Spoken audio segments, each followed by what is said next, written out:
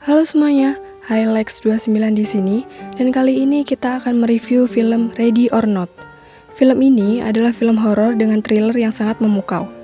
Rilis di Indonesia pada 24 Agustus 2019 dan disutradarai oleh Matt Bettinelli-Olvin berdua bersama Tyler Gillett.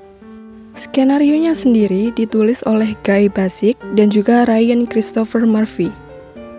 Film Ready or Not menceritakan seorang pengantin muda bernama Grace, diperankan oleh Samara Weaving, yang bergabung dengan keluarga besar suaminya yang bernama Alex, diperankan oleh Mark O'Brien. Grace harus mengikuti tradisi gila keluarga Alex yang sudah turun-temurun dilakukan. Scene dibuka dengan Alex dan Daniel yang masih berumur 6 tahunan, berlarian sambil ketakutan. Daniel, sang kakak, mencoba menyembunyikan Alex di dalam lemari. Tak lama, seorang pengantin pria datang menemui Daniel dan meminta tolong. Daniel melihat ada busur panah yang menancap di perut pengantin pria tersebut. Tapi Daniel tidak peduli dan malah berteriak untuk memberitahu semua anggota keluarga bahwa Charles, si pengantin pria tersebut, itu ada di dekat lemari dan bersamanya. Tak lama kemudian, semua anggota keluarga datang menangkap Charles dan akan membunuhnya. Helen, si pengantin wanita, berteriak histeris ketika suaminya itu akan dieksekusi. Scene pun berganti. 30 tahun sudah berlalu, dan kini Alex dan juga Daniel sudah dewasa. Alex akan menikah dengan perempuan biasa bernama Grace. Tak seperti Alex yang datang dari keluarga berdarah biru, Grace justru bukan orang yang istimewa dan hanyalah perempuan biasa yang besar di sebuah panti asuhan. Sesaat setelah mereka sudah melangsungkan prosesi pernikahan, keduanya dinyatakan sah menjadi suami istri. Saat Alex dan Grace bercanda di dalam kamar, bibi Alex yang bernama Helen tiba-tiba datang dan memberitahu mereka bahwa keluarga besar tengah menunggu di ruang musik rumah ini. Ternyata, keluarga mereka yang punya julukan Lidomas ini punya tradisi turun-temurun. Tradisi tersebut dilakukan ketika ada orang lain yang akan bergabung menjadi anggota keluarga di Lidomas. Karena Grace baru saja resmi menjadi istri sah Alex, pihak keluarga pun melakukan ritual. Grace diharuskan mengambil kartu untuk dimainkannya. Namun, Alex tak memberitahu banyak dan hanya sampai di situ saja. Grace kemudian masuk ke ruang musik rumah ini, dan di dalam sudah ada banyak orang yang menunggunya. Kemudian Grace berkenalan dengan Emily, adik perempuan Alex dan Daniel. Juga berkenalan dengan Fitz, suami Emily.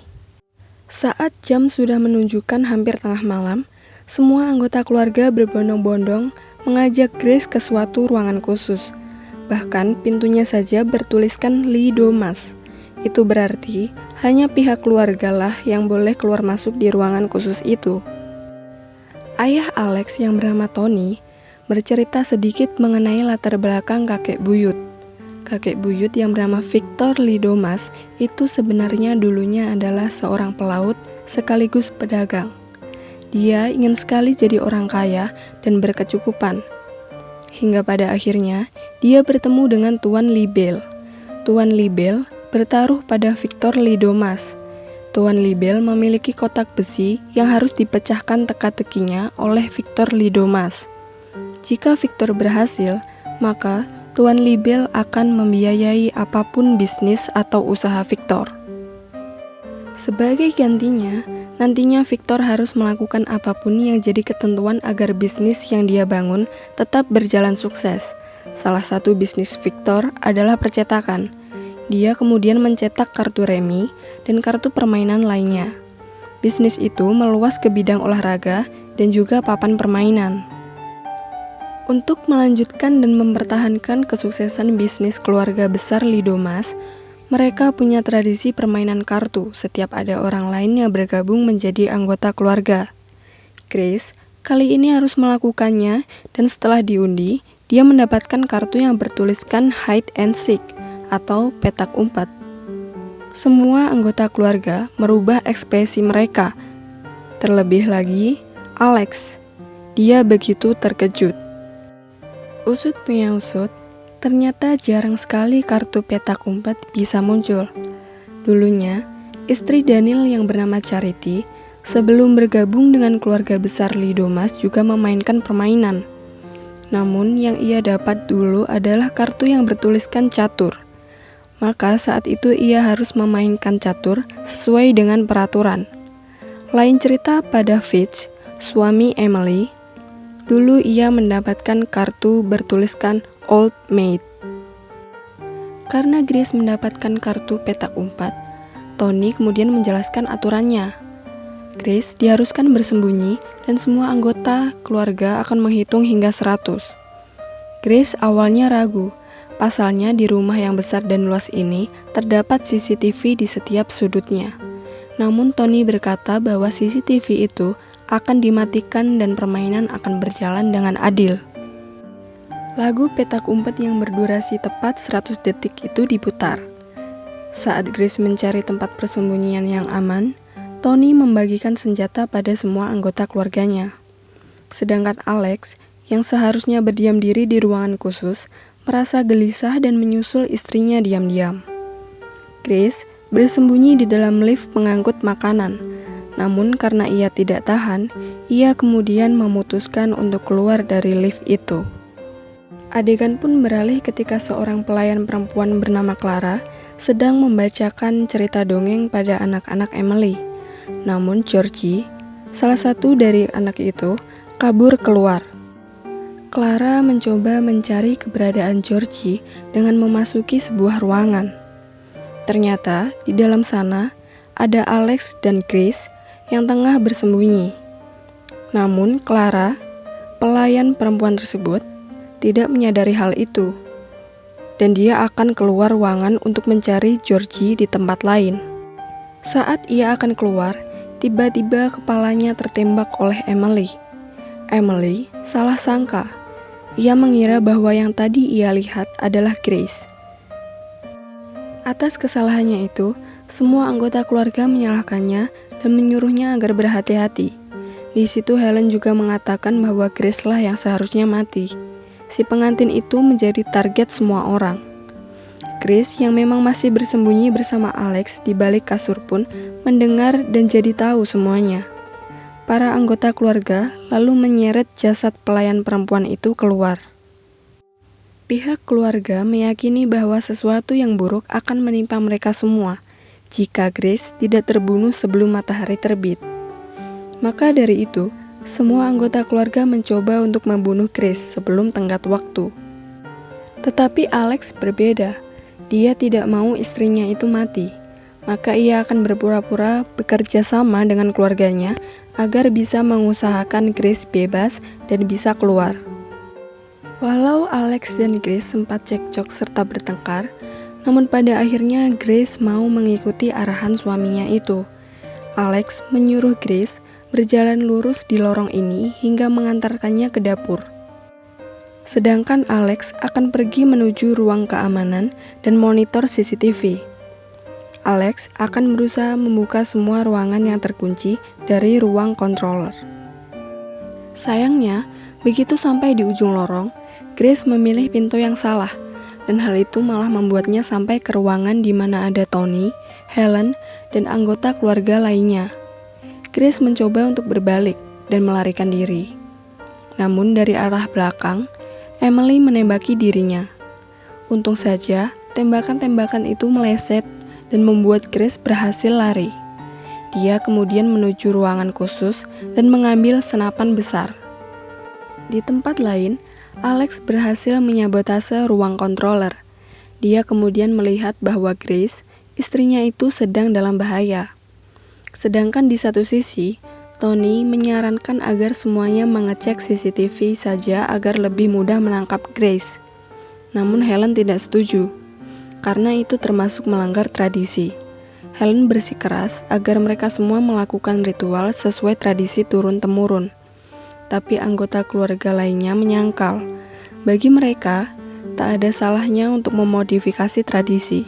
Lagi pula zaman telah berganti semakin modern. Untuk apa memasang CCTV bila tidak dimanfaatkan? Sebelum Tony dan Daniel berhasil masuk ke ruang controller, Alex berusaha menghancurkan controller dan monitornya. ia kemudian terlibat perkelahian dengan Tony.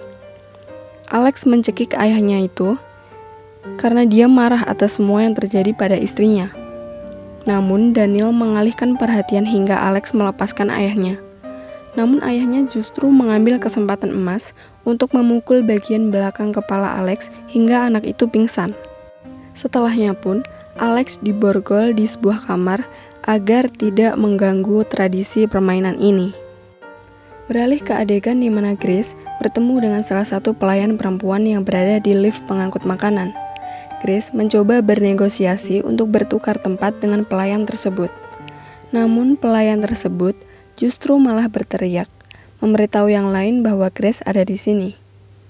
Grace pada akhirnya melarikan diri lagi dan melompat keluar dari jendela.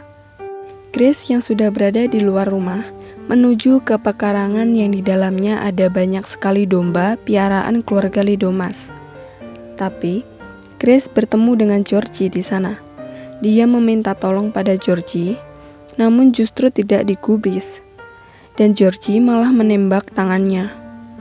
Grace yang kesal dengan itu langsung menampar Georgie sampai anak itu pingsan. Ada satu momen di mana Grace terkejut dan terjungkal ke ruangan bawah tanah yang ada di pekarangan itu. Ternyata, itu adalah ruangan yang digunakan untuk pembuangan mayat. Grace yang ketakutan kemudian mencoba menaiki tangga dan keluar dari sana. Setelah berhasil, dia lalu melarikan diri menuju ke hutan. Charity, istri Daniel, melihat itu dan menyuruh pelayan laki-laki agar mencegatnya dengan mobil. Grace mencoba keluar melalui celah pagar dan tak peduli jika sisi pagar yang tajam menyayat punggungnya hingga terluka. Di tempat lain, Alex berhasil lepas dari borgolnya, sedangkan Daniel dan Emily membuang jasad-jasad para pelayan yang tidak bersalah. Kemudian adegan pun beralih ke Grace yang sedang mati-matian berkelahi dengan pelayan laki-laki. Pada akhirnya, Grace berhasil merebut kunci mobil dari pelayan lelaki itu dan mengendarai mobil untuk mencari bantuan. Tapi beberapa saat kemudian, mobil itu tiba-tiba berhenti karena kesalahan sistem. Tak lama, si pelayan laki-laki itu menyusul Grace dan memecahkan kaca mobil. Dia melepas satu tembakan dari pistolnya ke lengan Grace hingga membuatnya tak sadarkan diri. Grace bermimpi buruk dan kemudian dia sadar dari pingsannya. Ternyata si pelayan laki-laki itu tengah membawanya kembali ke rumah. Tapi saat pelayan laki-laki itu fokus pada video call-nya dengan keluarga besar Lidomas, ia lengah. Dan itu adalah kesempatan emas bagi Grace untuk mendorong dan memukulinya. Atas hal itu, mobilnya berjalan tidak terkendali dan akhirnya menabrak pohon. Si pelayan laki-laki itu tewas di tempat. Namun, Grace berhasil selamat. Dia mencoba lari, tapi pada akhirnya dia bertemu dengan Daniel. Daniel memukul kepala Grace dengan senapan hingga perempuan itu pingsan. Daniel dan Tony akhirnya membawa Grace ke tempat ritual. Grace diikat di tengah-tengah meja dan akan dieksekusi. Namun setelah melakukan ritual, semua anggota keluarga sakit dan mengeluarkan darah. Ternyata, Daniel telah mencampurkan racun ke air ritual yang mereka minum. Setelahnya pun, Daniel berusaha menyembunyikan Grace. Namun Charity, istri Daniel, mengancam akan membunuh secara paksa dengan pistol yang ia bawa. Bukannya mengenai Grace, tembakan Charity justru mengenai suaminya, yaitu Daniel. Charity dan Grace pada akhirnya bertengkar dan lagi-lagi Grace berhasil melarikan diri. Tapi dari situ, Tony justru menemukan keberadaan Grace. Grace melemparkan lentera ke kepala Tony hingga pingsan. Dan penyerangan lainnya pun giliran dilakukan oleh istri Tony. Wanita itu mencoba menyerang Grace dan tak mau ada korban lagi. Tapi Grace justru memukulnya dengan kotak besi hingga membuat ibu Alex tersebut tewas. Alex kemudian datang dan melihat itu semua. Alex yang merasa marah karena Daniel dan ibunya itu mati karena Grace, pada akhirnya memutuskan untuk membunuh Grace saja. Ritual pun dilakukan untuk kedua kalinya. Kali ini, Alex sendiri yang akan membunuh Grace. Saat sudah waktunya, Alex menusuk Grace dengan pisau tepat di dadanya. Namun Grace justru tidak mati dan bangkit bangun walau kesakitan. Dia kemudian berganti menodongkan pisau itu pada yang lain. Semua anggota keluarga heran kenapa Grace tidak mati. Helen pun, yang merasa aneh dengan hal itu, memutuskan untuk membuka gorden rumahnya. Ternyata di luar sudah terang, matahari pun sudah terbit. Dan mereka semua ketakutan karena memang merasa bahwa mereka terlambat untuk membunuh Grace. Tapi semuanya terbingung. Pasalnya, mereka semua tidak mati dan bahkan tidak terjadi apapun. Mereka bertanya-tanya, apakah tradisi yang mereka lakukan selama turun-temurun ini hanyalah omong kosong? Walau begitu, Helen tetap ingin membunuh Grace. Tapi saat Helen melayangkan kapak besarnya itu pada Grace, keanehan pun terjadi. Tubuh Helen tiba-tiba meletus seperti balon dan memuncratkan darah ke segala arah. Dan ternyata, hal serupa terjadi pada yang lainnya. Keadaan rumah menjadi kacau dan hanya tersisa Grace yang masih hidup. Film ini pun ditutup dengan adegan di mana Grace keluar dari rumah yang mulai terbakar itu. Dan film selesai sampai di situ. Film ini adalah salah satu film horor yang tidak ada hantu di dalamnya. Murni menyajikan thriller dan ketegangan yang membuat kita ikut panas dingin menontonnya. Plot twist yang tipis tidak terlalu membuat kamu berpikir keras. Intinya, kamu bisa menikmati film ini karena ceritanya ringan. Walau begitu, kamu tetap disuguhkan cerita berlatar mewah dengan ide yang tidak biasa. Dijamin, buat kamu pecinta thriller, pasti akan puas menonton film ini. Terima kasih untuk kalian yang sudah menonton dan menyimak hingga video ini selesai. Sampai ketemu di review film berikutnya.